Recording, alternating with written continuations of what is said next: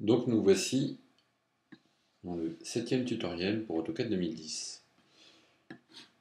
Donc on a pu voir quelques détails, enfin une introduction sur la notion de calque. Donc je dis c'est extrêmement important dans AutoCAD. Le calque est vraiment primordial. Sans cette compréhension, la gestion des dessins est assez compliquée. Si on veut dessiner un carré, dans ces cas-là, c'est peut-être pas le bon logiciel. Donc on va voir maintenant la notion d'annotation. Donc il est possible, comme dans n'importe quel logiciel de dessin, d'écrire. Donc il y a deux façons d'écrire dans AutoCAD. D'écrire avec des textes multilignes ou alors avec des textes simples lignes. Donc on va voir qu'en cliquant sur le texte multiligne, on nous demande de spécifier le premier coin d'insertion. Donc on va cliquer, on va ouvrir, et il nous donne, dans ces cas-là, un aperçu de la taille du texte par défaut. Donc on a cliqué sur l'autre coin, et donc nous voilà avec la possibilité d'écrire tout ce que l'on veut dans cette fenêtre. Et on peut s'apercevoir aussi, d'où l'intérêt des onglets, que un autre onglet est arrivé, éditeur de texte, qui n'apparaît que dans cette configuration au moment de l'insertion ou de la modification d'un texte multiligne.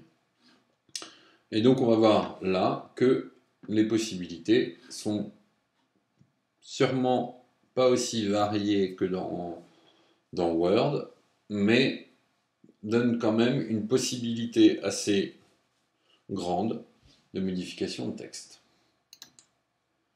Donc, on peut voir que on a le style, mais ce qui est une notion déjà assez avancée du texte, mais déjà surtout le formatage du texte.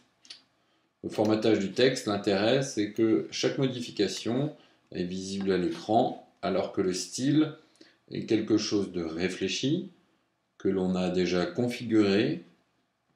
Et cela permet justement, là pour l'instant par défaut, on a l'annotatif et le standard, mais on peut très bien avoir un style de texte qui s'appellerait de votre nom ou du nom du dessin ou le nom du projet,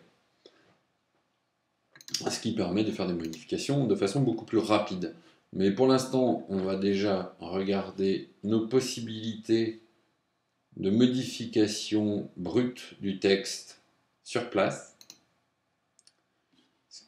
Donc on voit qu'on a l'accès à toute une typologie. On remarquerait que par exemple entre impact et ISO, le signe qui est devant est différent. La différence est dans la gestion pour AutoCAD. Sachez que les polices que gère le mieux AutoCAD sont celles qui seront représentées par une sorte de petit compas.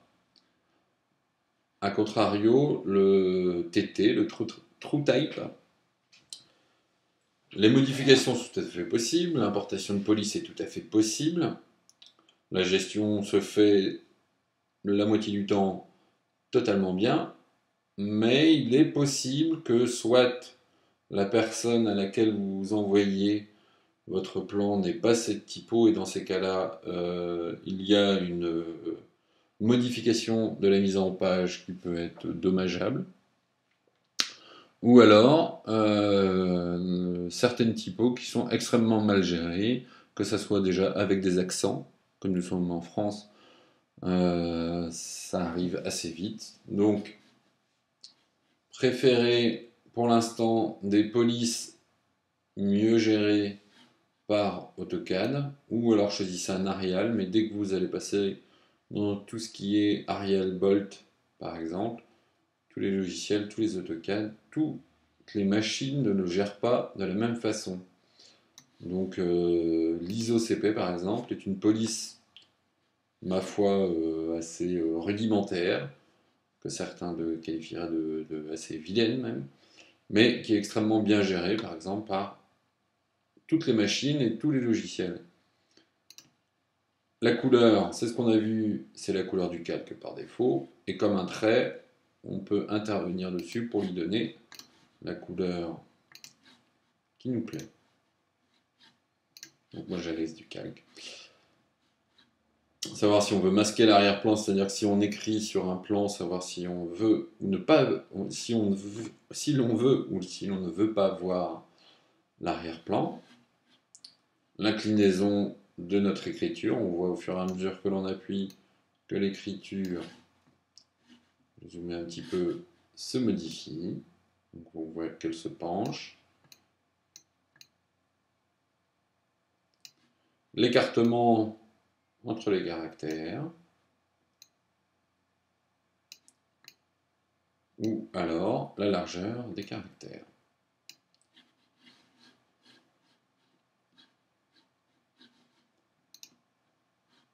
On a accès aussi à la taille. Là on est en 0,2 mais on peut très bien être en 2, c'est-à-dire qu'on sera 10 fois plus grand. N'oubliez pas la notion du fait que vous avez ouvert une fenêtre qui doit s'adapter à votre écriture. Comme vous voyez, quand on va la sélectionner, on aura accès à 3 points de cette fenêtre qui sont là. Si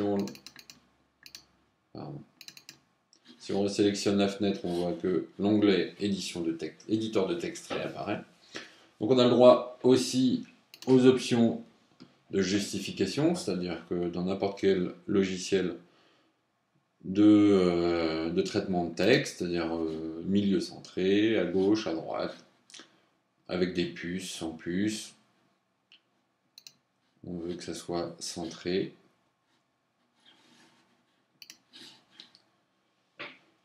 On peut insérer des colonnes, des symboles.